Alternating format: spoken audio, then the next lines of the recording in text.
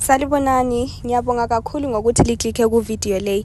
This is the week of entertainment lapho esilinika khona indaba ezimnandi ukuthi lihlale likwazi konke lokho okwenzakalayo elizweni lethu. Endabeni kaSenzo Meyiwa, uConstable Zungu yena uthi ubabakhe wayekhona njalo waba yi-witness ebona amadoda lawo amahlanu esenza lokho ababekwenza kuSenzo Meyiwa.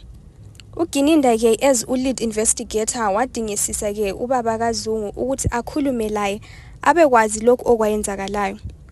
Ugininda njengoba investigator ehlakaniphileyo wakwanisa ke ukuthola istatement from ubaba kaZungu. Ubaba kaZungu wabechasisa lokho akubonayo esithi yena wabona amadoda lawa angu5 wona lawa abanjiweyo asejele ngenxa yokubulala uSenzo Meyiwa.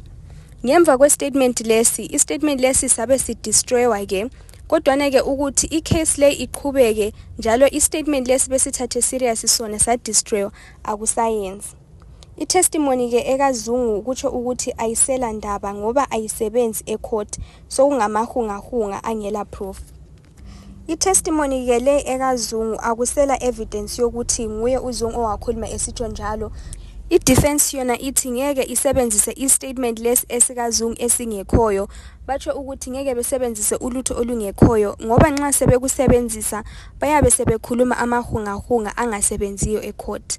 Yinko ke ukuphela kwe video leyi, melela enye i-video elandelayo. Don't forget to hit the subscribe button.